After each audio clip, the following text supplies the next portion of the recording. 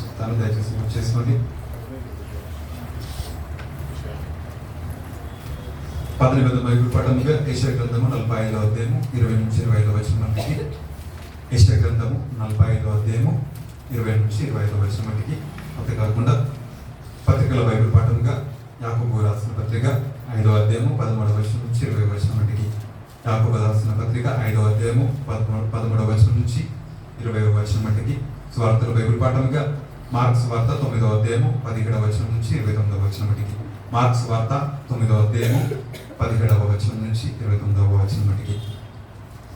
అపోస్తలుల విశ్వాస ప్రమాణం నేను చెప్తాను, దయచేసి నా వెంట కూడా చెప్పాలని కోరుతున్నాను.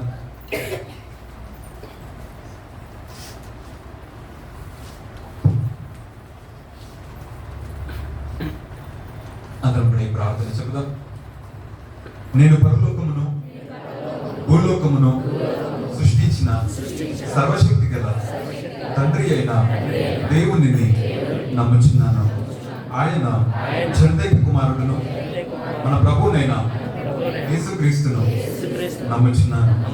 ఈయన పరిశుద్ధాత్మ చేత గర్భమున ధరింపబడి కన్య అయిన మరియ నుండి పుట్టి పొంతి పిలాతు క్రింద శ్రమపడి సిలువ వేయబడి చనిపోయి సమాధి చేయబడినాడని పాతాళంలోనికి దిగి చనిపోయిన వారిలో నుండి 3వ దినమందు లేచి పరలోకమునకెక్కి సర్వశక్తి గల తండ్రి అయిన దేవుని కుడి చేతి వైపున కూర్చుంటున్నాడని జీవించు వారికి చనిపోయిన వారికి న్యాయము తీర్చుటకు అక్కడి నుండి వచ్చిననియు నమ్ముచున్నాను.